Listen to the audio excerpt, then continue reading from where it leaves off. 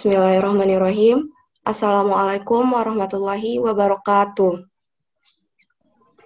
Waalaikumsalam warahmatullahi wabarakatuh. Alhamdulillahirabbil alamin. Yang saya hormati Bapak Aditya Bagus Tigandaru SEME selaku dosen pengampu mata kuliah Ekonomi Mikro. Kami di sini dari kelompok 1 akan mempresentasikan materi tentang pasar faktor produksi. Sebelumnya di sini saya selaku moderator akan memperkenalkan anggota dari kelompok 1. Yang pertama yaitu Sri Astuti Handayani, yang kedua Uciawati, yang ketiga Salsabila, yang keempat Sri Devi, yang kelima Safrila Anggini, yang keenam Siti Haulatul Iza, yang ketujuh Yogi Firman Hadi, yang kedelapan Ayu Apriliani, yang kesembilan Sri Rizky Amalina, yang kesepuluh Rosa Linda Yulian Safira, dan yang terakhir saya sendiri Tia Septianingsih. Baik, di sini kami akan mempresentasikan tentang faktor produksi. Yang pertama yang akan menyampaikan materi yaitu saya sendiri Tia Septianingsih. Baik, pada materi ini saya sendiri akan menjelaskan pasar faktor produksi, yang dimana di sini berfokus terlebih dahulu di sisi perusahaan. Pembahasan tentang faktor produksi ini itu membahas tentang pasar permintaan dan penawaran yang telah kita lakukan adalah terhadap output atau barang jasa yang telah diproduksi. Kemudian bahasan kita kali ini itu berfokus pada pasar faktor produksi di perusahaan, dan yang terakhir faktor produksi itu sendiri antara lain labor, kapital, dan raw material. Contoh dari pasar produksi ini yaitu tenaga kerja, barang, bahan baku, dan bahan mentah. Kemudian di sini bisa kita lihat di share screen yang saya berikan, 3 pasar produksi yang akan kita bahas, yaitu yang pertama perfectly competitive, yang kedua with monopoly power, dan yang terakhir yaitu with monopoly power. Fokus terhadap perusahaan di sini bisa dikatakan saat pasar itu dikatakan kompetitif, berarti jumlah pembeli dan penjual faktor produksi itu adalah jumlahnya cukup banyak. Kemudian masing-masing pihak sebagai price taker, harga itu ditentukan oleh pasar sehingga aktivitas tiap individu tidak memengaruhi harga pasar. Dan yang terakhir menggunakan konsep yang mirip dengan pasar persaingan sempurna, yaitu atas output barang jasa yang telah diproduksi. Kemudian di sini permintaan demand atas faktor 1 input. Di sini dijelaskan permintaan atas faktor produksi atau input merupakan derived demand yang artinya diturunkan dari output barang atau jasa yang diproduksi dan biaya atas faktor atau input tersebut. Bismillahirrahmanirrahim. Assalamualaikum warahmatullahi wabarakatuh. Baik, di sini saya akan melanjutkan penjelasan dari Tia Septianingsih tentang permintaan demand atas faktor 1 input. Yang kedua itu, perusahaan akan membeli input saat perubahan revenue yang dihasilkan oleh input tersebut lebih besar dari harga yang dibayarkan atas input tersebut. Ini adalah perusahaan yang rasional. Dia akan membeli input hanya jika input tersebut akan mengenerate revenue yang lebih besar dari harga yang dibayarkan perusahaan tersebut untuk membeli input. Yang ketiga itu, tambahan revenue atas penambahan 1 input tersebut disebut marginal revenue product atau MRP. Yang keempat, jadi profit maximizing atas penggunaan lebar, yaitu MRPL sama dengan omega atau upah. Marginal revenue product adalah tambahan revenue atas penambahan 1 input. Misal hanya ada 1 input yaitu lebar. MRPL sama dengan delta TR per delta L. Bentuk ini kita bisa tulis dengan MRPL sama dengan delta TR per delta dikali delta X per delta L. Sehingga MRP ini bisa dirumuskan sebagai MRPL sama dengan MR dikali MPL. Selanjutnya, MRP di 3 struktur market, yaitu kompetitif, duopoli, dan monopoli. Yang pertama itu, jika faktor tersebut untuk memproduksi barang dengan outputnya diperjualbelikan di pasar persaingan sempurna, maka MR sama dengan P. Jika outputnya diperjualbelikan di pasar yang mempunyai monopoli power, maka MR lebih kecil P. Yang ketiga itu terdapat properti dismissing marginal returns, sehingga kurva MRP turun. Ini artinya setiap penambahan L akan menyebabkan returnnya bertambah, tetapi pertambahannya semakin lama akan semakin kecil. Oke, sekian dari saya. Terima kasih. Assalamualaikum warahmatullahi wabarakatuh. Baik, saya akan menjelaskan terkait permintaan demand atas faktor satu input. Yang pertama, agar perusahaan itu mempunyai profit yang maksimal, perusahaan akan menggunakan input pada level MRPL yang sama dengan omega. Marginal return of product itu sama dengan waste-nya atau tingkat upahnya. Nah, setiap W berubah, maka L jumlah yang digunakan akan berubah. Sini juga terdapat hubungan antara L dengan omega, yaitu sepanjang kurva MRP. Di sini berarti kurva MRP L itu sebenarnya adalah kurva demand atau kurva permintaan atas faktor produksi. Jadi kesimpulannya adalah dari sisi satu perusahaan tertentu yang berada di dalam pasar faktor produksi yang kompetitif, kurva permintaannya merupakan kurva MRP. Baik, yang selanjutnya saya akan melanjutkan penjelasan terkait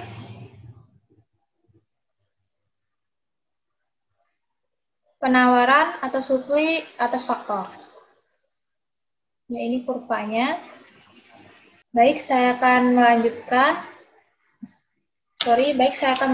penjelasannya terkait penawaran atau supply atas faktor. Yang pertama, kurva penawaran yang dihadapi sebuah perusahaan dalam kompetitif faktor market ini adalah garis horizontal pada tingkat upah omega tertentu. Karena sifat perusahaan ini dalam kompetitif faktor market ini adalah sebagai price taker. Kurva S ini adalah tingkat upah W, hasil equilibrium permintaan dan penawaran faktor di dalam pasar. Dari sisi perusahaan atau sebagai pembeli faktor, kurva S ini sebenarnya adalah average expenditure atau AE, yang nilainya pada pasar faktor produksi yang persaingannya sempurna sama dengan marginal expenditure. Jadi average expenditure atau AE adalah harga yang dibayar untuk setiap unit barang. Sedangkan marginal expenditure atau ME adalah tambahan biaya yang dikeluarkan untuk membeli suatu tambahan barang tertentu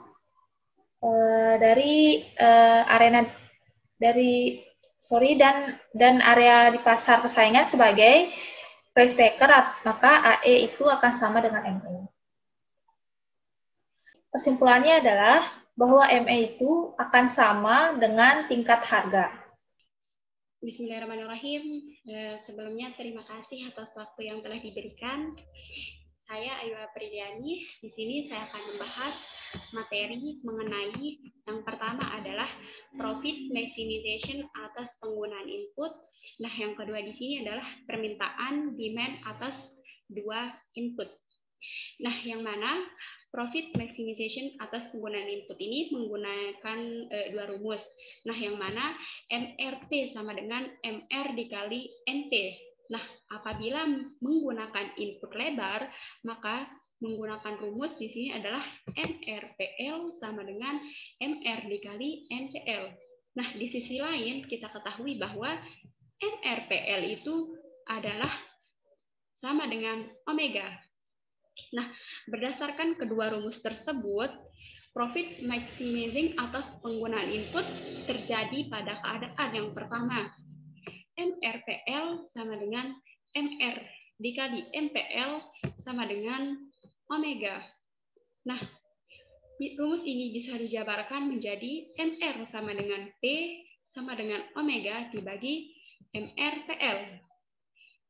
Yang selanjutnya adalah MR sama dengan omega delta L per delta Q, yang mana merupakan sama dengan MC atau marginal cost.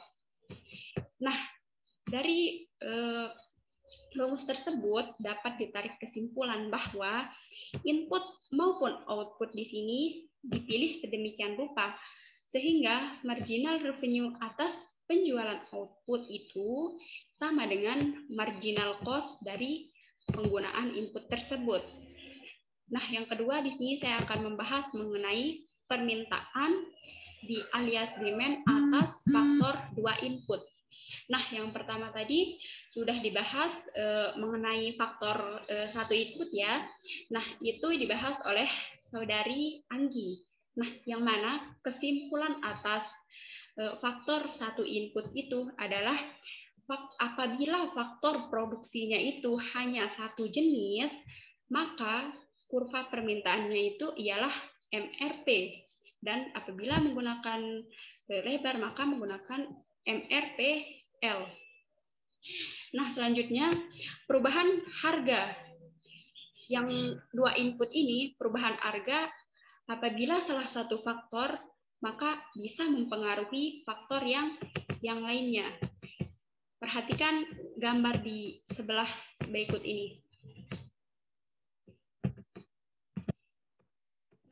Yang mana gambar di sebelah ini merupakan yang mana awalnya tingkat upahnya ialah $200, maka jumlah jam kerja yang diminta adalah 100 unit. Ini terjadi pada titik A. Perhatikan titik A yang ini. Yang mana apabila upahnya itu $20, maka jumlah jam kerjanya adalah yang diminta itu ada 100. Di sini merupakan titik 100 itu. Nah, di saat tingkat upahnya turun menjadi $15, yang ini, tingkat upahnya $15, maka perusahaan itu hanya bisa menginput 120 unit. Ini terjadi pada titik B. Perhatikan titik B. Nah, selanjutnya, maka dari itu kurva demand-nya adalah MRPL 1. Yang ini, MRPL 1. Nah, tetapi apabila turunnya upah dalam jumlah pekerja yang lebih banyak, itu bisa membuat suatu perusahaan mempunyai insentif untuk mengembangkan usaha dengan menambah capital. Bertambahnya capital tersebut bisa membuat produktivitas itu bekerja bertambah sehingga MPL-nya itu bisa naik. Nah, yang mana kita ketahui bahwa rumus MPL itu merupakan MRPL sama dengan MR dikali MPL. Nah, bertambahnya MPL ini berarti MRPL satunya bisa bergeser ke kanan menjadi MRPL 2. Perhatikan gambar ini. Ini merupakan gambar MRPL 1 yang bergeser ke kanan sehingga menjadi MRPL 2. Nah, dengan MRPL 2 ini berarti tingkat upahnya menjadi $15. Yang ini, $15. Tingkat upahnya itu $15. Nah, jumlah jam kerja yang diminta itu menjadi 120. 140. Di sini adalah titik dari 140 yang mana bertemunya di titik C. Titik C ini sendiri. Nah, apabila dihubungkan titik A dan titik C, maka inilah merupakan kurva permintaan labor saat perusahaan menggunakan dua jenis input itu sendiri. Nah, berdasarkan penjelasan yang saya jelaskan tadi, itu dapat ditarik kesimpulan bahwa sangat terlihat jelas kalau di sini sangat terlihat jelas kalau kurva permintaan itu lebih elastis dari MRPL itu sendiri. Baiklah, itu saja dari saya. Terima kasih, dan materi selanjutnya akan disampaikan oleh Saudari Linda. Terima kasih banyak. Baiklah, sebelumnya terima kasih atas kesempatan yang telah diberikan kepada saya. Di sini saya akan melanjutkan materi mengenai kompetitif faktor market dari sisi pasar. Pada tingkat pasar terdapat permintaan faktor produksi dengan kurva berupa kurva demand dan penawaran faktor produksi dengan kurva supply. Di mana permintaan dan penawaran faktor produksi yang dihadapi oleh suatu perusahaan tertentu di pasar persaingan sempurna ini konsepnya berupa penawarnya adalah fix dengan kurva horizontal dan sebesar harga faktor atau labor yang merupakan hasil keseimbangan pasar atau equilibrium. Kemudian keseimbangan pasar tersebut juga merupakan perpotongan permintaan dan penawaran yang ada di pasar. Selanjutnya, permintaan pasar terhadap faktor market. Untuk memperoleh permintaan pasar dengan produk berupa barang atau jasa tertentu, maka harus melakukan akumulasi atau penambahan terhadap seluruh permintaan individu dalam industri tertentu. Namun, untuk faktor market, akumulasi semua permintaan perusahaan terhadap faktor produksi dalam industri tertentu ini masih belum cukup. Hal ini dikarenakan karena faktor produksi ini digunakan lintas industri. Selanjutnya, mengenai permintaan industri terhadap faktor market. Nah, kurva permintaan industri bukanlah hasil akumulasi atau penambahan horizontal atas semua permintaan perusahaan di dalam industri tersebut, di mana saat tingkat upah di perusahaan-perusahaan dalam industri tersebut menjadi menurun, maka mengakibatkan total labor dalam industri yang dipekerjakan menjadi meningkat. Hal ini tentunya mengundang konsekuensi, yaitu di mana jumlah output yang diproduksi akan naik dan membuat harga outputnya turun. Turunnya P atau MR, marginal revenue, ini membuat kurva MRPL bergeser ke kiri. Hal ini dikarenakan rumus MRPL sendiri, yaitu MR dikali dengan MPL. Nah, saat MR turun, maka MRPL akan bergeser ke kiri dan ikut mengalami penurunan juga.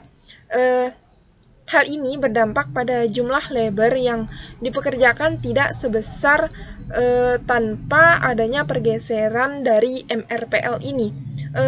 Seperti yang sudah dijelaskan tadi, di mana kurva permintaan industri bukanlah hasil akumulasi horizontal atas semua permintaan perusahaan di dalam sebuah industri tersebut. Mungkin sekian yang dapat saya sampaikan.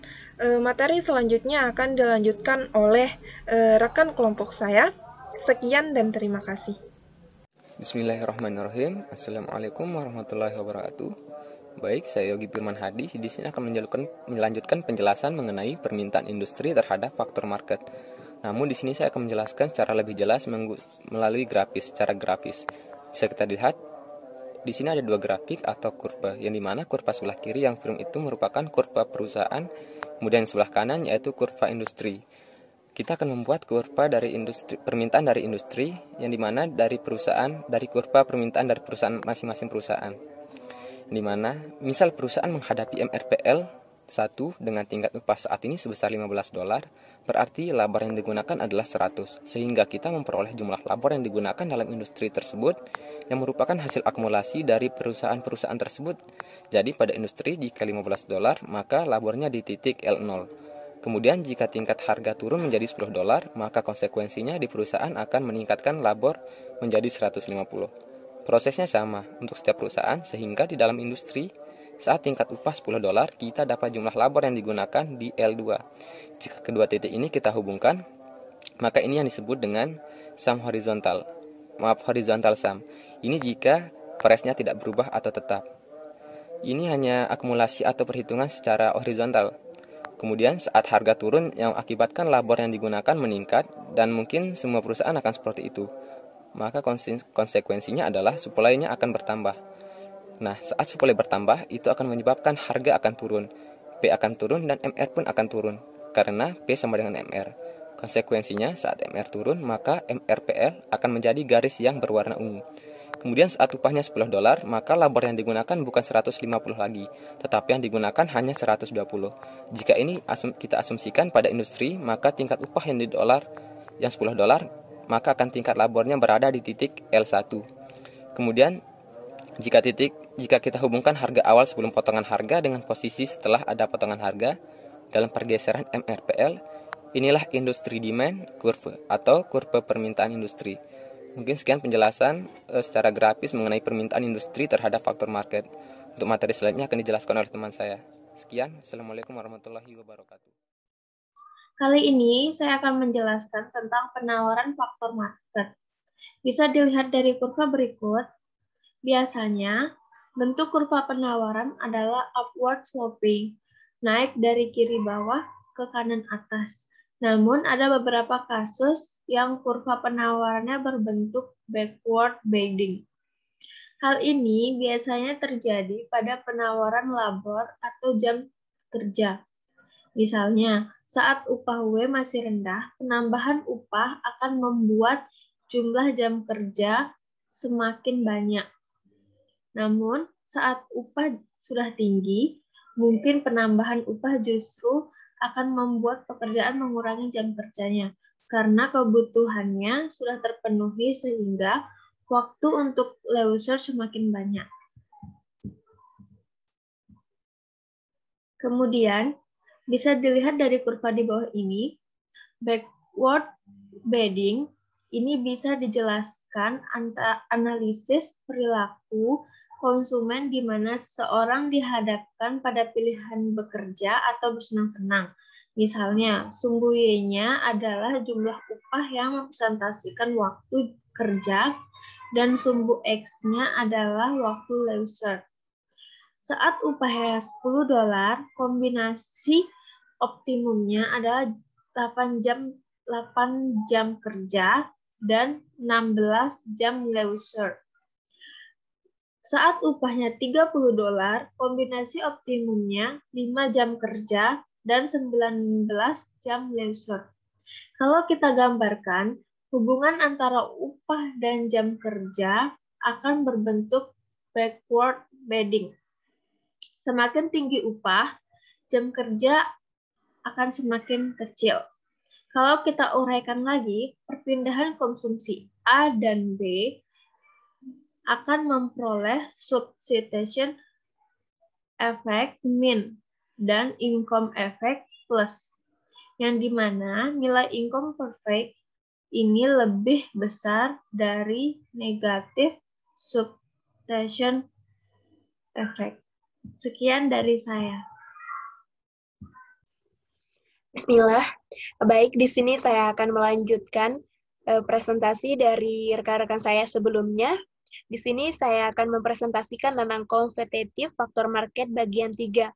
Di sini saya akan mulai dari equilibrium atau keseimbangan.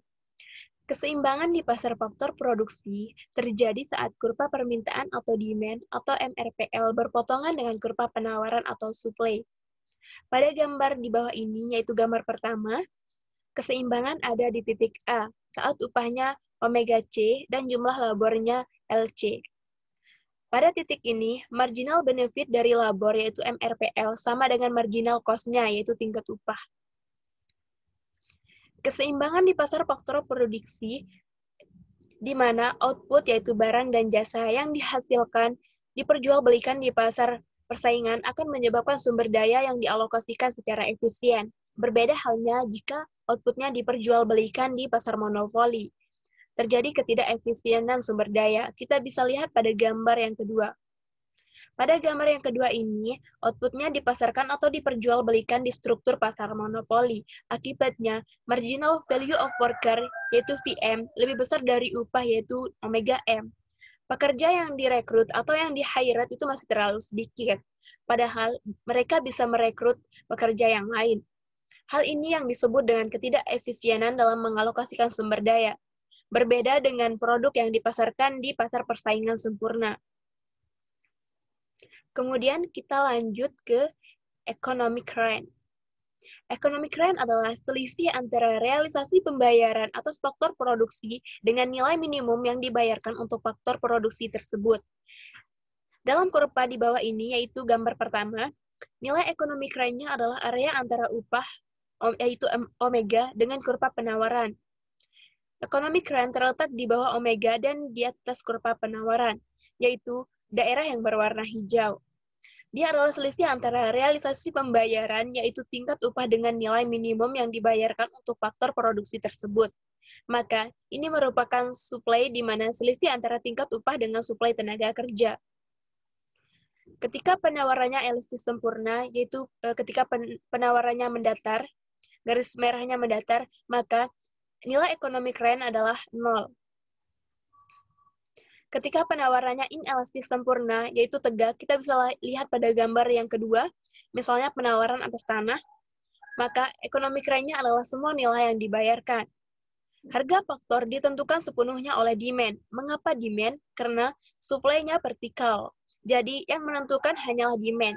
Apabila demand-nya kecil, maka D-nya berada di bawah dan harga atas faktor itu juga akan kecil. Begitupun sebaliknya. Saat permintaan D1, harga per areanya adalah S1.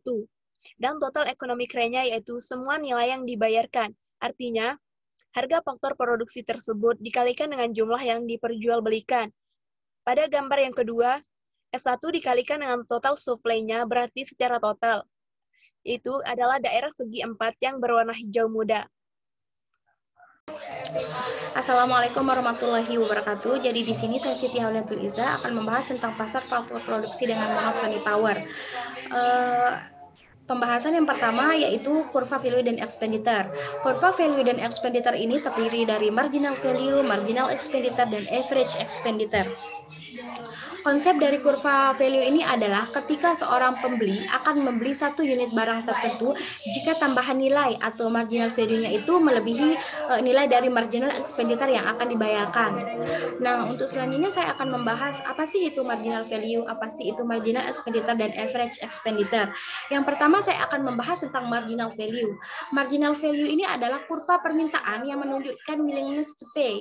Willingness to pay ini bisa kita sebut adalah harga tertinggi dari seorang pelanggan jika ingin membeli suatu produk misalnya kita menyediakan jasa konsultasi. Nah, jasa konsultasi itu kita tetapkan harganya per jam itu 100.000. Nah, jika harga itu kita naikkan atau tarif itu kita naikkan, maka maka pelanggan tidak akan lagi ingin berkonsultasi di kita. Nah, inilah yang dimaksud dengan willingness to pay. Yang kedua itu average expenditure adalah harga rata-rata yang harus dibayarkan untuk setiap unit barang. Sedangkan marginal expenditure ini adalah tambahan biaya yang dikeluarkan untuk membeli satu tambahan barang tertentu.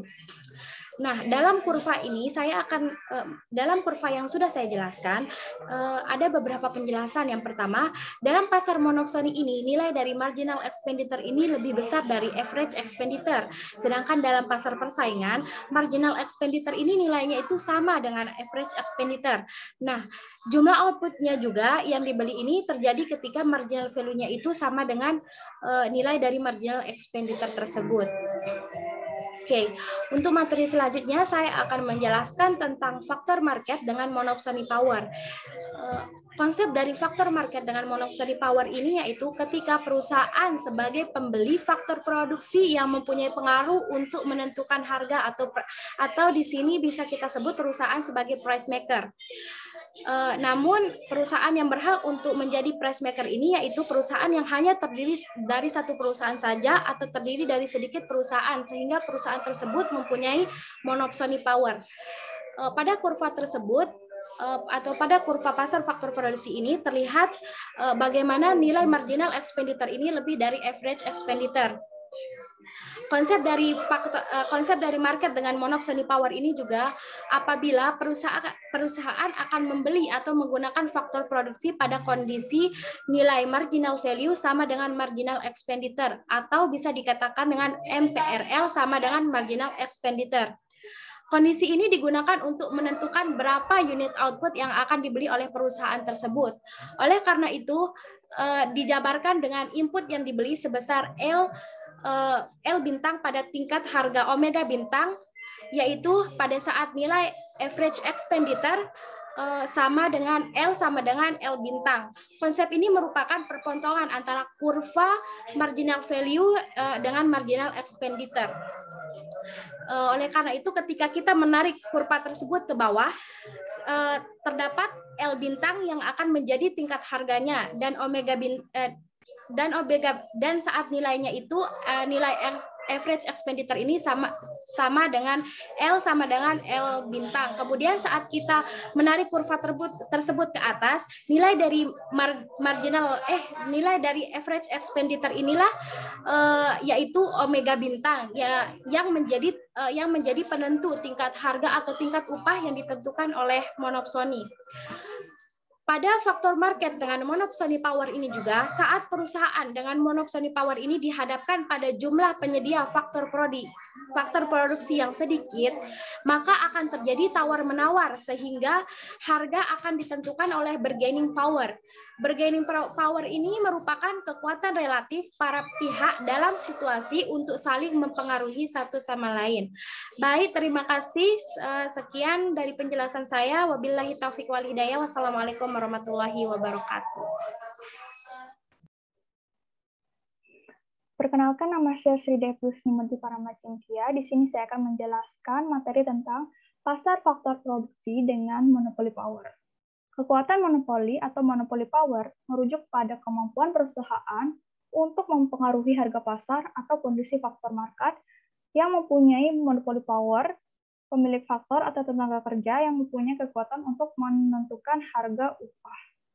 Kondisi monopoly power ini bisa terjadi pada kasus berikut. Yang pertama, hanya ada satu penyedia faktor produksi, contohnya produksi yang unik dipatenkan sehingga produksi tersebut menjadi penyedia. Yang kedua, ada sedikit penyedia faktor produksi.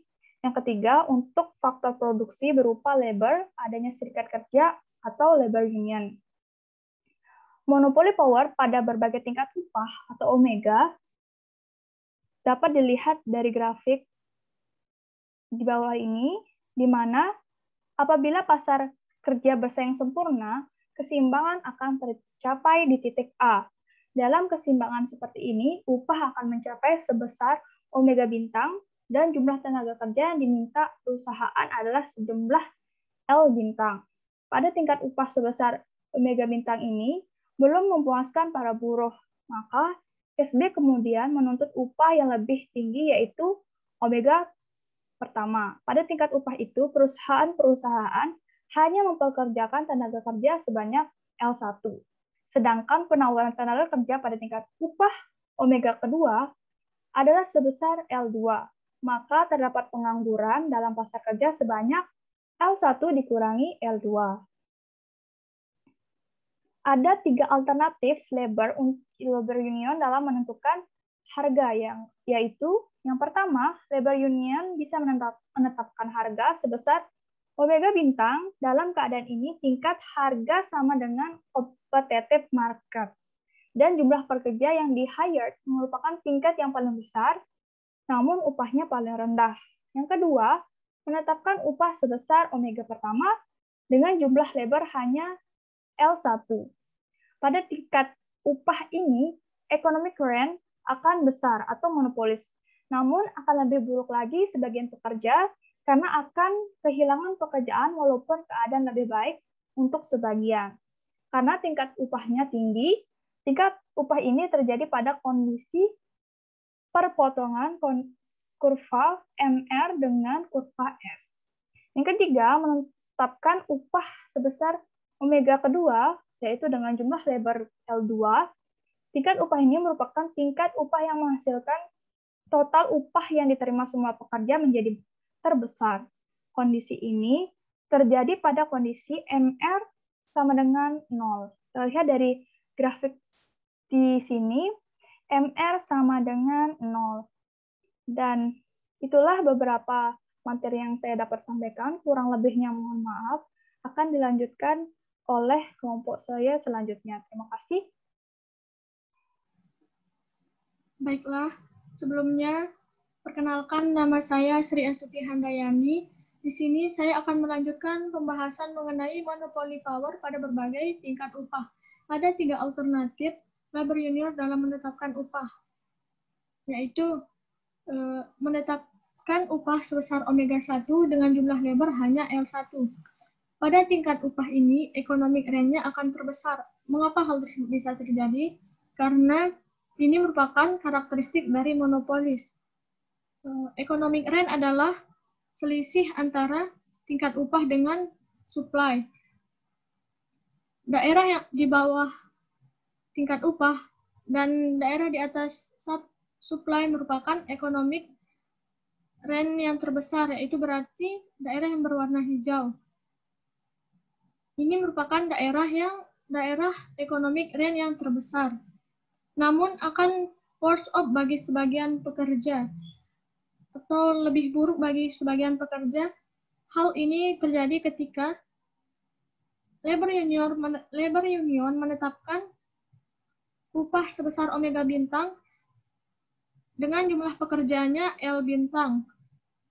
Namun ketika labor union menetapkan upah sebesar omega 1, maka jumlah pekerjaannya atau jumlah labor hanya L1. Hal inilah yang di-hired atau yang bisa dipekerjakan oleh perusahaan. Sehingga akan terjadi pemberhentian pekerja atau PHK. Tetapi untuk sebagian pekerja yang lain yang mendapatkan pekerjaan akan better off atau lebih baik karena tingkat upah yang dinikmati atau yang didapatkan akan tinggi. Tingkat upah ini terjadi pada kondisi perpotongan kurva MR dengan kurva S.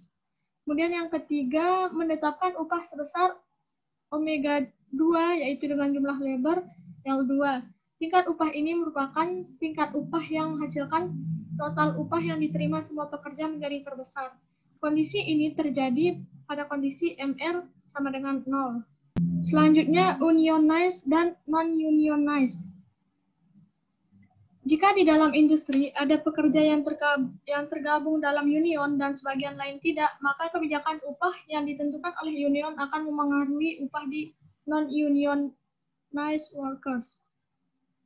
Misalnya pada kurva di atas, saat upah ditetapkan sebesar competitive market, yaitu pertemuan antara kurva supply dan demand, maka nilainya omega bintang. Kemudian ketika union ingin meningkatkan upah menjadi omega U, akan terjadi PHK sebesar delta LU.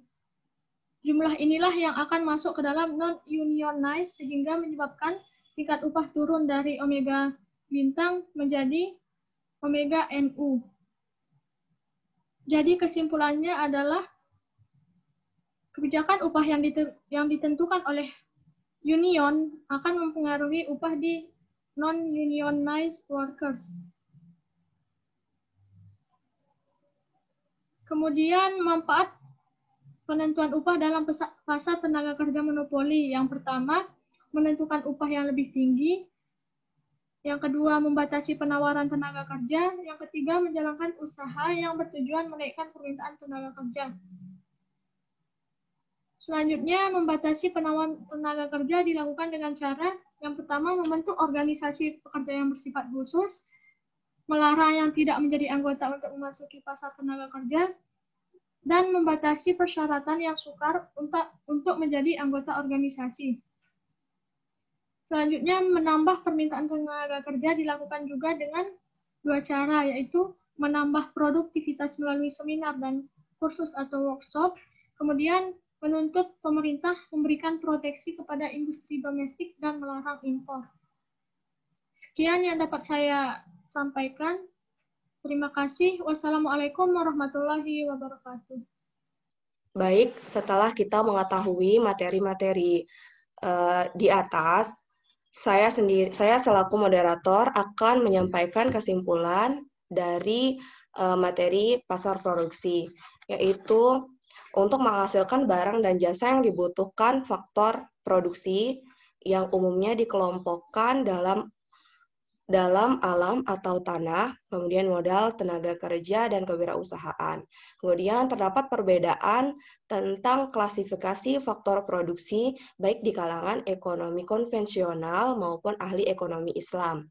Perbedaan klasifikasi ini dilatar belakangi oleh banyak faktor, misalnya ketidaksamaan tentang definisi, karakteristik, ketidaksamaan maupun peran dan masing-masing faktor produksi.